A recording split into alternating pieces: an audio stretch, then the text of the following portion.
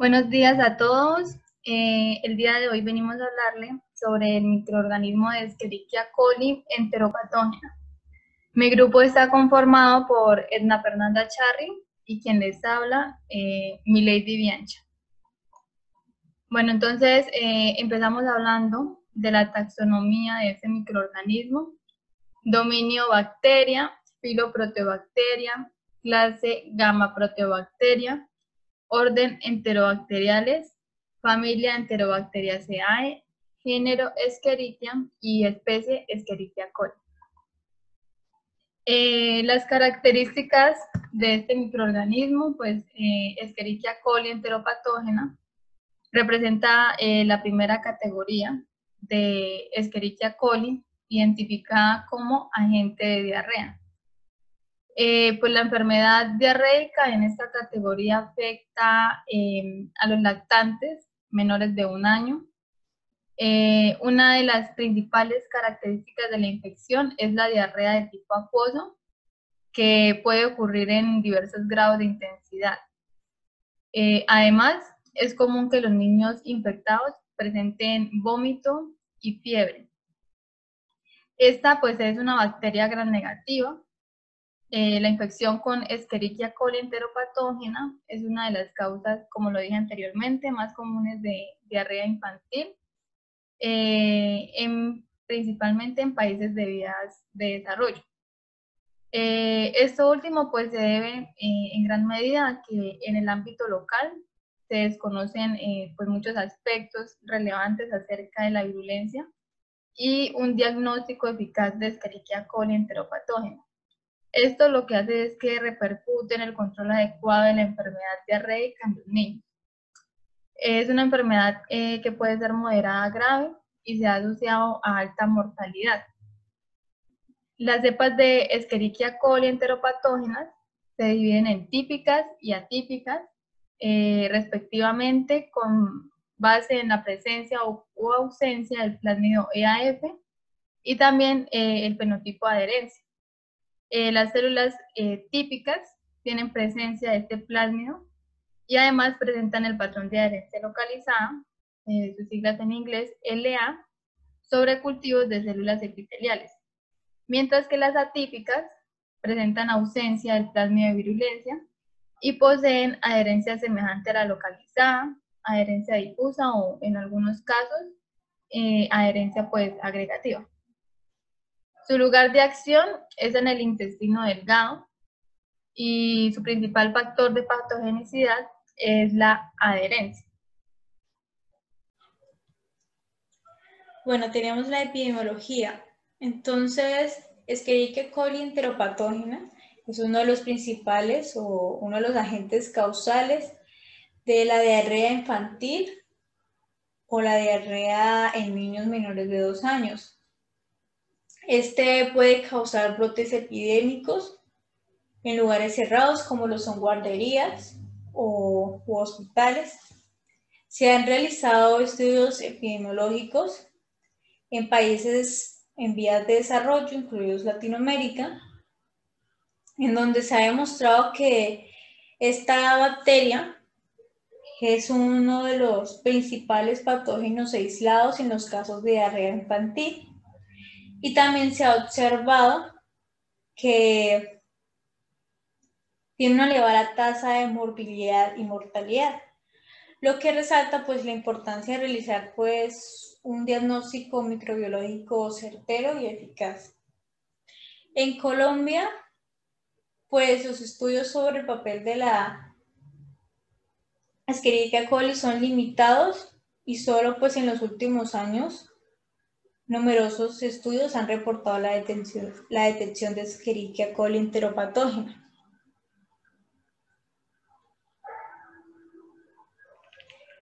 Los factores de virulencia de este microorganismo, el primero pues es el plásmido de virulencia denominado EAF.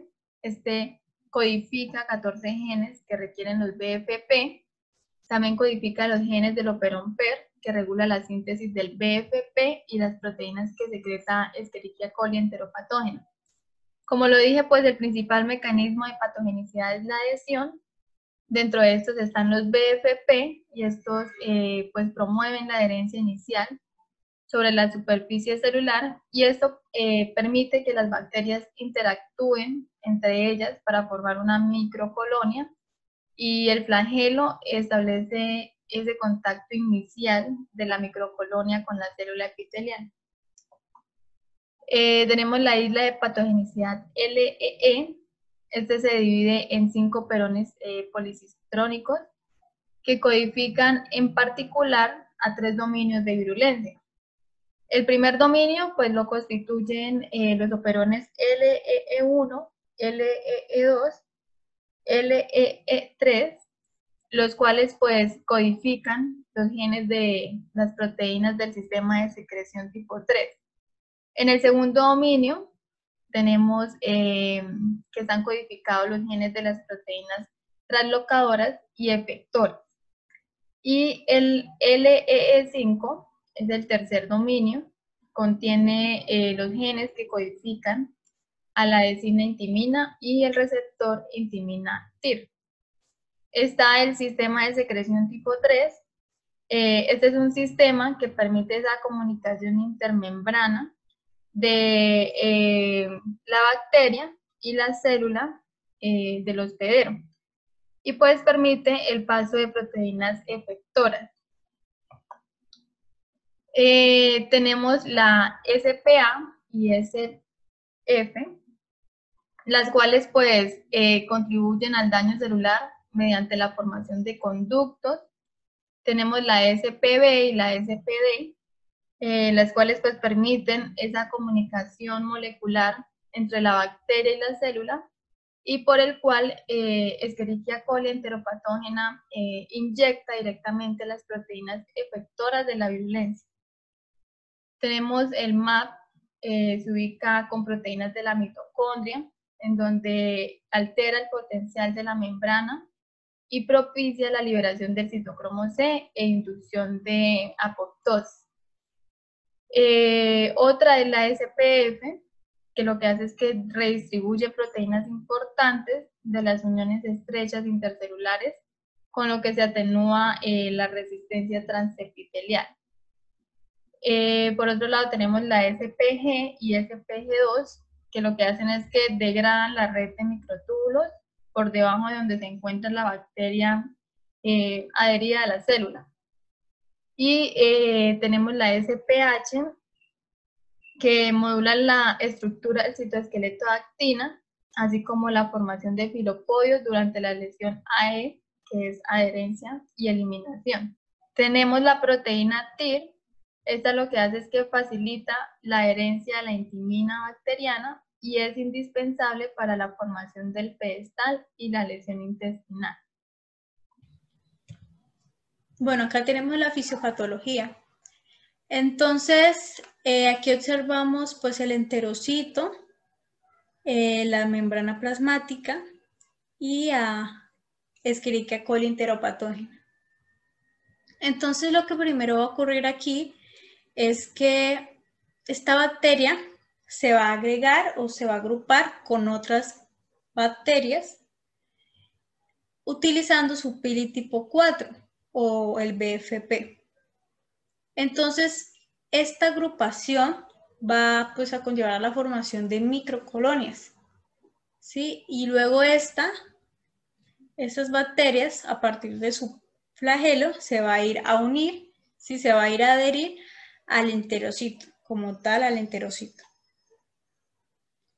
También, bueno, acá tenemos un sistema de secreción tipo 3, que pues es este. Este sistema de secreción tipo 3, como vimos, pues está compuesto de proteínas que van a formar un complejo de aguja y que va a estar insertado en la membrana bacteriana. ¿Sí? Va a estar en la membrana interna, en el espacio periplásmico y en la membrana externa. Este sistema de secreción pues va a inyectar proteínas Entonces, pues acá vemos pues la SPA, que esta pues va a contribuir al daño celular y a la formación de conductos o filamentos. Acá vamos a la SESPD-IOB, que esta pues va a formar poros en la membrana para la translocación de las proteínas, ¿sí? En la membrana plasmática del huésped. También vamos a ver por acá el MAP, que el MAP va a activar la GTPasa CD42 para la formación de los filopodios. Y este proceso pues va a ser después interrumpido por la ESPH, ¿sí? Luego vamos a tener aquí la ESPF, que esta va a bloquear el proceso de ARN ribosomal, reorganizando y pues como que perdiendo pues la nucleolina, que es pues necesaria para este procesamiento del ARN ribosomal. Tenemos también que la MAP va a alterar el potencial de membrana y va a propiciar pues la liberación del citocromo C en la mitocondria, y esto pues va a inducir a una apoptosis. También pues tenemos que se secreta, ¿sí? Por el sistema de secreción tipo 3, la proteína TIR. Esta proteína TIR es una proteína que se va a ir a insertar en la membrana plasmática del enterocito. Y esta proteína va a facilitar la adherencia a la intimina bacteriana, que vemos aquí, y va a ser indispensable para la formación de los pedestales y de la lesión intestinal. Entonces, aquí la intimina y el TIR entonces se van a unir, y luego de esta unión, entonces TIR va a ser fosforilada en el residuo de tirosina 474. Luego, la tirosina 474 va a reclutar o va a unirse a proteínas adaptadoras como son la NSK o la CRK. Estas proteínas adaptadoras van a atraer, van a interaccionar y al final van a activar otras proteínas reguladoras del citoesqueleto, como son o como es la N-WASP. Esta N-WASP a su vez pues va a activar el complejo ARP, que este complejo pues como ya hemos visto es un mediador de la polimerización de actina.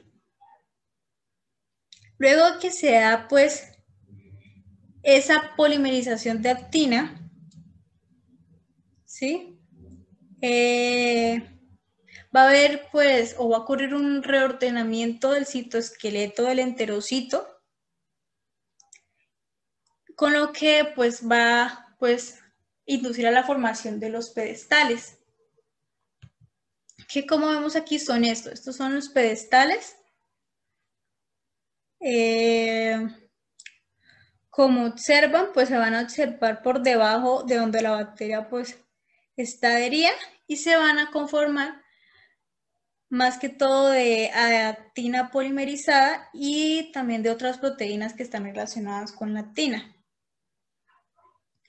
Al haber pues este reordenamiento del citoesqueleto, entonces pues obviamente pues vamos a ver una alteración de la morfología y de la fisiología normal de la región apical de las células, de los enterocitos. Entonces lo que va a conllevar a la pérdida de las microvellosidades intestinales. Estas microvellosidades intestinales, sabemos que tienen como función la absorción de nutrientes. Entonces, pues a perderse estas microvellosidades intestinales, pues entonces van a perder su capacidad absortiva. Y esto va a producir pues de que se acumulen todos los solutos en el lumen intestinal y así se va a producir sí se va a producir la diarrea acuosa. Bueno, en los rasgos clínicos, entonces el paciente que va a presentar una diarrea de tipo acuosa y prolongada, es común que los niños pues infectados presenten vómito y fiebre. Y también se pueden presentar otros síntomas como son las náuseas, el dolor abdominal, el dolor tipo cólico y la deshidratación a causa de la diarrea. Por último tenemos las bibliografías, las referencias bibliográficas. Eso sería todo. Muchas gracias.